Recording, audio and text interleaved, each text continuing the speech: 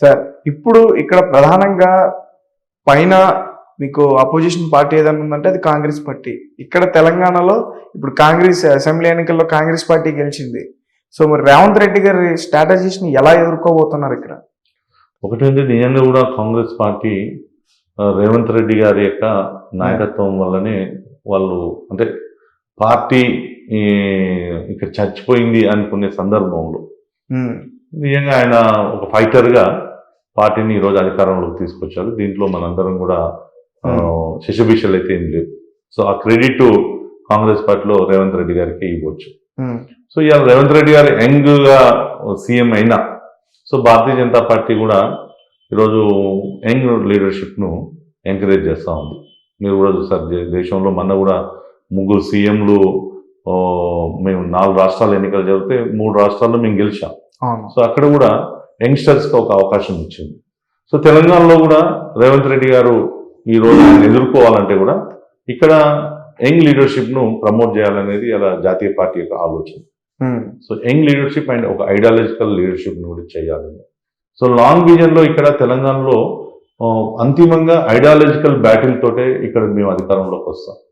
So వేరే ఏం short methods ఏం లేదు. సో మేము ఎక్కడికైనా, ఎందుకంటే ఈరోజు మీరు చూస్తూ ఉన్నారు ఎంఐఎం అనేది ఈరోజు తెలంగాణలో చాలా ప్రభావితమైనటువంటి పరిస్థితి రాజకీయాల్లో. సో అది బీఆర్ఎస్ పార్టీ ఎంఐఎంకు తోటే పనిచేస్తుంది. సో మీరు అప్పుడు కూడా చూశారు, ఎంఐఎం పదే పదే చెప్పింది బీఆర్ఎస్ పార్టీ యొక్క స్టీరింగ్ మా చేతుల్లో ఉంది.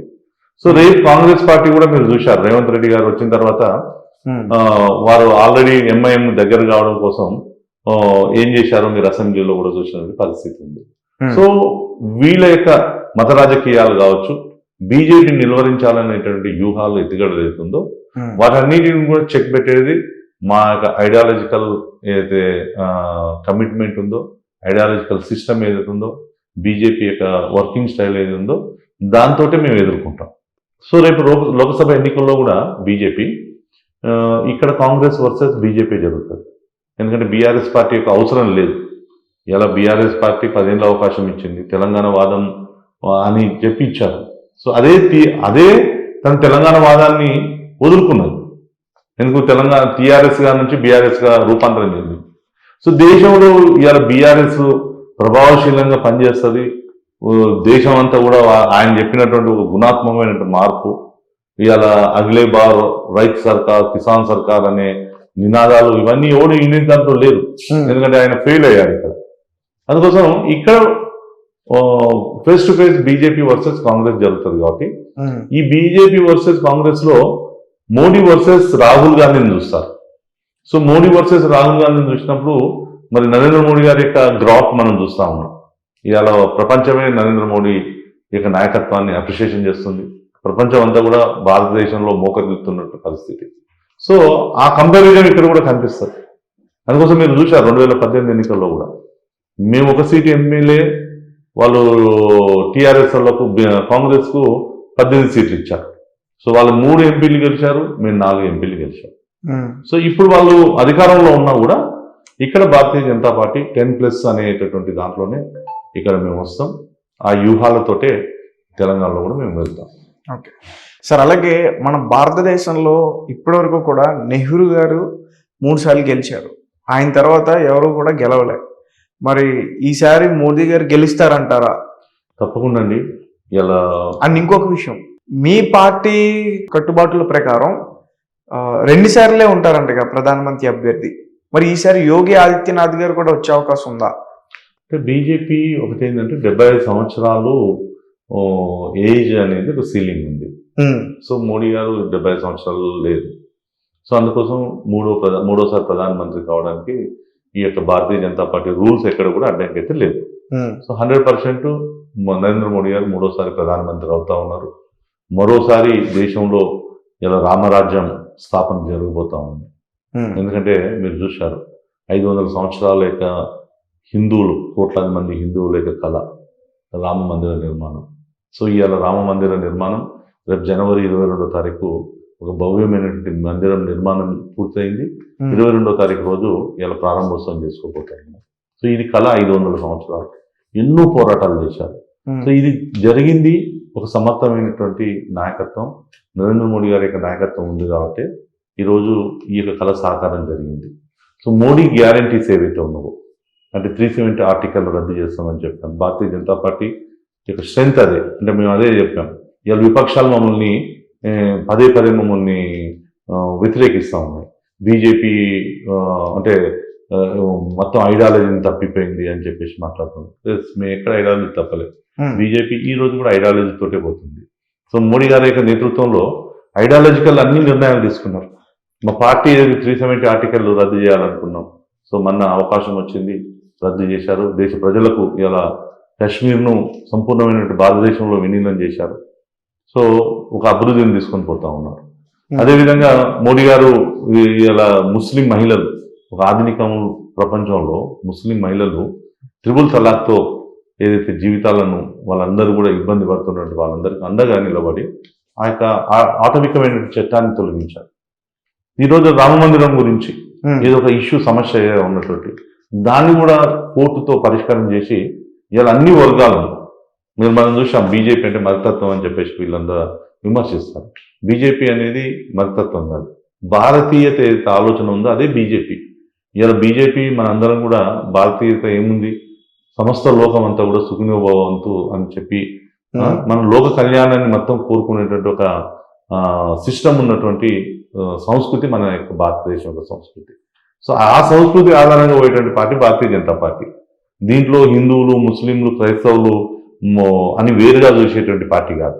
సో అన్ని కానీ ఒక పేరైతే ఉంది కదా, బీజేపీ పార్టీ అంటే హిందువుల పార్టీ అని. ఇప్పుడు రామ మందిరానికి సంబంధించి మత రాజకీయాలు చేస్తున్నారు. అంటే అదే అంటున్నారు. కాంగ్రెస్ పార్టీ ఈ 60-70 ఏళ్లలో ఒక ప్రజల్లో వాళ్ళ యొక్క కులం, ప్రాంతాన్ని, మతాన్ని రాజకీయాల్లో ఇమర్చింది కాంగ్రెస్ పార్టీ. కానీ కాంగ్రెస్ పార్టీ ఈరోజు మళ్ళీ భారతీయ జనతా పార్టీని అంటే భారతీయ జనతా పార్టీ వీటన్నిటి దూరంగా ఉండేటువంటి పార్టీ. కానీ భారతీయ జనతా పార్టీని పదే పదే ప్రజల ముందు మతతత్వ పార్టీ అని చెప్పి చెప్తా ఉన్నారు. ఎందుకు చెప్తున్నారు మరి? ఇలా ప్రజలకు తెలుసు కదా. ఇలా మేము అడిగింది ఏంది, అయోధ్య గురించి అడిగాం. మరి కాంగ్రెస్ పార్టీ అధికారంలో ఉన్నప్పుడు అయోధ్య సమస్య పరిష్కారం చేసి ఇవ్వాలి కదా. ఇది వాస్తవం కదా. బాబరు విదేశీయుడు అనేది మనకు తెలుసు, మన చరిత్రలో మనం చదువుకున్నాం. వేరే దేశం నుంచి ఈ దేశానికి దండయాత్ర చేసి 1500 సంవత్సరంలో ఇండియాకు వచ్చాడు. సో ఈ బాబరు అనేట ఆయన ఒక మసీదు కట్టుకున్నాడు అనేది తెలుసు. రాముడు ఇక్కడే పుట్టాడు అనేది మనం భారతదేశమే కాదు, ఈరోజు ఇండోనేషియా ముస్లిం దేశంలో కూడా అక్కడ రామాయణ మహాభారతాలకు అంటే జరుగుతూ ఉంటాయి. ఈరోజు థాయిలాండ్ కావచ్చు, అలాగే అనేక ప్రపంచంలో అనేక దేశాల్లో ఇరాన్, ఇరాక్లో ఈ యొక్క భారతీయ సంస్కృతి ఉంది, రాముడితో ఉన్నటువంటి సంస్కృతి ఉంది. సో వీళ్ళు ఏం చేశారు, వీళ్ళు అధికారంలో ఉన్నప్పుడు యూపీఏ ప్రభుత్వంలో రామసేతు లేదు, రాముడు మిథ్య, రామసేతు మిథ్య అని చెప్పేసి అఫిడవిట్ ఇచ్చారు. అసలు అక్కడ నాసా వాళ్ళు ఏం చెప్పారు, నిజంగా కూడా అక్కడ ఉంది అని చెప్పేసి అమెరికా నాసా వాళ్ళు చెప్తే అప్పుడు ఈ దేశంలో వింటున్నారు. అంటే ఈ దేశం యొక్క సంస్కృతి, ఈ దేశం యొక్క గొప్పతనాన్ని ఇలా కాంగ్రెస్ పార్టీ ఎక్కడ కూడా దాన్ని విస్మరిస్తూ ఉంది, ఈ గొప్పతనాన్ని తెలియజేయట్లేదు. వీళ్ళు మతతత్వవాదులు, ఒరిజినల్ వాళ్ళు మతతత్వవాదులు, భారతీయ జనతా పార్టీ కాదు. సో వీళ్ళు ఏం చేస్తున్నారు, ఓట్ల రాజకీయాల కోసం బుజ్జగింపు రాజకీయాలు చేస్తూ ఉన్నారు. ఎస్, నిజంగా ముస్లింలు ఏం కోరుకోలేదు, కానీ ముస్లిం ఓటు బ్యాంక్ కోసం వాళ్ళు ఏం చేస్తున్నారంటే బుజ్జగింపు రాజకీయాలు చేస్తూ ఉన్నారు. ఇలా మనకు తెలుసు, రాముడు కావచ్చు, కృష్ణుడు, మనందరం కూడా హిందువుల యొక్క దేవునిగా ఆరాధిస్తూ ఉన్నాం. ఇలా మరి మధురాలో పుట్టిండు అనేది మన చరిత్ర. ఇవాళ ఎక్కడైతే ఉన్నావో భారతీయుల యొక్క మూల స్తంభాల మీద ఈ విదేశీయుల యొక్క దాడులు జరిగాయి, మనకు తెలుసు. సోమనాథ ఆలయం మీద దాడులు జరిగాయి. అప్పుడు స్వయంగా భారత హోంమంత్రిగా, ప్రధానిగా ఉన్నటువంటి సర్దార్ వల్లభాయ్ పటేల్ గారు దాని యొక్క పునర్నిర్మాణం చేశారు. మరి ఎందుకు అయోధ్య రాముని విషయంలో ఎందుకు చేయలేకపోయారు? సో ఇది కాంగ్రెస్ పార్టీ ఏదైతే మెజార్టీ ప్రజల యొక్క మనోభావాల గురించి భారతీయ జనతా పార్టీ మాట్లాడిందో మమ్మల్ని మతతత్వ పార్టీ అని అంటుంది. ఇలా కాశ్మీర్లో ఉన్నటువంటి హిందువులు ఎవరైతే అక్కడ నుంచి వెళ్ళగొట్టబడితే వాళ్ళ కోసం మాట్లాడితే, వాళ్ళ కోసం ఉద్యమాలు చేస్తే బీజేపీ మతతత్వ పార్టీ అని చెప్తా ఉన్నారు. ఇలా హైదరాబాద్లో ఓల్డ్ సిటీలో ఈ యొక్క ఎంఐఎం గుండాగిరికి వ్యతిరేకంగా మేము మాట్లాడితే, పోరాటం చేస్తే మమ్మల్ని వారసత్వ పార్టీ అని అంటున్నారు. ఇవాళ సెక్యులరిజం పేరుతోటి ఈ దేశంలో మన యొక్క హిందూ సంస్కృతిని, భారతీయతను ఈరోజు మొత్తం పూర్తిగా మంటగలుపుతున్నది ఎవరు అంటే ఈ యొక్క సెక్యులర్ పేరుతో ఉన్నటువంటి ముసుగులో ఉన్నటువంటి కాంగ్రెస్ పార్టీ, కమ్యూనిస్టులు, మిగతా ఈ యొక్క పార్టీలు. సో కేవలం భారతీయ జనతా పార్టీ. సో అట్లాంటి వీళ్ళు ఏమంటారు, మతం కాదు మాకు, గుడులు కాదు బడులు కావాలని చెప్పేసి కొంతమంది కమ్యూనిస్టులు మాట్లాడతారు. ఎస్, ఈ రోజు దేశంలో ఒక అద్భుతమైనటువంటి విద్యా విధానం తీసుకొని వస్తూ ఉన్నారు, నూతన విద్యా విధానం తీసుకొస్తున్నారు. 167 మెడికల్ కాలేజీలు ఉంటే ఇలా 650 మెడికల్ కాలేజీలు తీసుకొచ్చాం. 8 అంటే అనేక ఇన్స్టిట్యూషన్స్ తీసుకొస్తా ఉన్నాం. సో దేశంలో అభివృద్ధి ఒకవైపు చేస్తూ ఉన్నాం, పేద ప్రజల యొక్క పేదరికాన్ని నిర్మూలన చేస్తూ ఉన్నాం. సేమ్ టైం ఈ దేశం యొక్క ఆత్మ ఏదైతే ఉందో, ఈ భారతదేశం యొక్క ఆత్మ, ఈ భారతదేశం యొక్క గొప్పతనం ఏదైతుందో, ఈ యొక్క సంస్కృతిని పరిరక్షించడంలో భారతీయ జనతా పార్టీ, మోడీ సర్కార్ ఈరోజు నిజంగా కూడా ముందరున్నాం. ఈరోజు మనకు తెలుసు, ప్రతి హిందూ ఏదైతే ఉందో కాశీ పోతే అక్కడ కాశీని ఉందో దేవుణ్ణి దర్శించుకోవాలి అని చెప్పేసి ప్రతి హిందువు యొక్క కళ. సో మోక్షం రావాలి అంటే అక్కడ కాశీ పోవాలనుకుంటారు. సో 70 ఏళ్ళు కాశీలో ఆ యొక్క దేవుడు కాశీ విశ్వనాథుని యొక్క మందిరానికి, ఆ ఘాటుకు 70 ఏళ్లలో కాంగ్రెస్ పూర్తిగా నిర్లక్ష్యం చేసింది. ఇలా నరేంద్ర మోడీ గారు వచ్చిన తర్వాత ఇలా కాశీ కారిడార్ చూస్తే ప్రతి హిందూ ఈ రోజు పులికించిపోతా ఉన్నారు. సో నా దేశం యొక్క సంస్కృతి ఇంత గొప్పదా అని చెప్పేసి. ఈరోజు ఏ భారతీయుడు ఈ దేశానికి, ఏ విదేశీయుడు వచ్చినా ఈ సంస్కృతిని చూపిస్తా ఉన్నాం. గంగా హారతి ఎంత గొప్ప ఉందో చూపించాం. చెన్నైలో ఉన్నటువంటి దేవాలయంలో మన యొక్క ఎంత గొప్ప సంస్కృతి ఉందని చెప్పి చూపిస్తున్నాం. ఈరోజు మన యొక్క సాంస్కృతిక కేంద్రాల దగ్గరికి మనం విదేశీయులను తీసుకుపోగలుగుతున్నాం. కాంగ్రెస్ ఏం చేసిందండి, తాజ్మహల్ దగ్గర తీసుకొని పోయి చూపించేది, లేకపోతే ఇంకా వేరే చూపించేది. ఇది కాదు కదా ఈ దేశం అంటే. కేవలం ఈ 47 ఏళ్ళలో స్వాతంత్రం వచ్చిన ఈ 100 ఏళ్ళ చరిత్ర కాదు కదా ఈ దేశం అంటే. ఒక 1000 సంవత్సరాల యొక్క చరిత్ర ఉన్నటువంటి దేశం, ఆ సంస్కృతి ఉన్నటువంటి దేశం. సో దీని గురించి బీజేపీ మాట్లాడితే మతతత్వం అని అంటున్నారు. ఇది వాస్తవం కదా. ఈ దేశంలో వేదాలు పుట్టినవని చెప్తా ఉన్నాం. ప్రపంచానికి అక్షర జ్ఞానం లేని రోజు ఇక్కడ మరి వేదాలను వెలిసినటువంటి గొప్ప సంస్కృతి ఉందని చెప్పి మేము మాట్లాడితే మమ్మల్ని మతతత్వవాదులు అంటున్నారు. ఇలా వాళ్ళు ఏం చేస్తున్నారు, ఇలా మసీదుల్లో ఉండేటువంటి ముల్లాలకు జీతాలు ఇస్తా ఉన్నారు, ఇలా పాస్టర్లకు జీతాలు ఇస్తా ఉన్నారు ప్రభుత్వం. అదే టెంపుల్లో, హిందూ టెంపుల్లో, దేవాలయాల నుంచి వచ్చేటువంటి ఆదాయాన్ని ప్రభుత్వం ఆజమాయిషిలో పోతుంది. ఇవాళ మసీదుల మీద, చర్చిల మీద ఆజమాయిషి ఎక్కడుంది? వాళ్ళ యొక్క సంస్థలకు ఉన్నాయి, వాళ్ళ యొక్క ధార్మిక సంస్థల చేతుల్లో ఉన్నాయి. వాళ్ళ ఎవరి ధార్మిక సంస్థలు వాళ్ళ చేతుల్లో ఉండాలి. అట్లనే హిందూ ధార్మిక దేవాలయాలు ఎవరి చేతుల్లో ఉండాలి? హిందూ ధార్మిక సంస్థల చేతుల్లో ఉండాలి. సో ఇవన్నీ అడ్డుకుంటున్నారు. ఇవాళ హిందూ దేవాలయాల భూములు అన్యక్రాంతమైతే పట్టించుకోరు. హిందూ దేవాలయ భూములను ఇవాళ రియల్ ఎస్టేట్లు చేస్తా ఉన్నారు. బీఆర్ఎస్ ప్రభుత్వం కూడా అదే చేసింది, కాంగ్రెస్ అదే చేస్తుంది, ఇంకో ఎవరైనా కూడా అదే చేస్తారు. సో దీని గురించి మేము మాట్లాడితే మమ్మల్ని మద్దతు ఉంటాయి. అందుకోసం భారతీయ జనతా పార్టీ బ్లడ్లోనే ఉంది సెక్యులరిజం. అన్ని వర్గాలను, అన్ని ప్రాంతాలను, అన్ని మతాలను ఆదరించేటువంటి పార్టీ. సబ్కా సాత్ సబ్కా వికాస్ అనేటటువంటి ఒక నినాదమే కాదు, ఒక ఆ యొక్క సంకల్పంతో నరేంద్ర మోడీ గారి యొక్క పరిపాలన కొనసాగుతూ ఉంది. కాబట్టి ఈరోజు మేము 18 రాష్ట్రాల్లో అధికారంలో ఉన్నాం, 6 రాష్ట్రాల్లో ప్రతిపక్షంలో ఉన్నాం. సో భవిష్యత్తులో కూడా తెలంగాణలో ఉంటాం. 3వసారి నరేంద్ర మోడీ యొక్క పరిపాలన కేంద్రంలో కూడా వస్తుంది.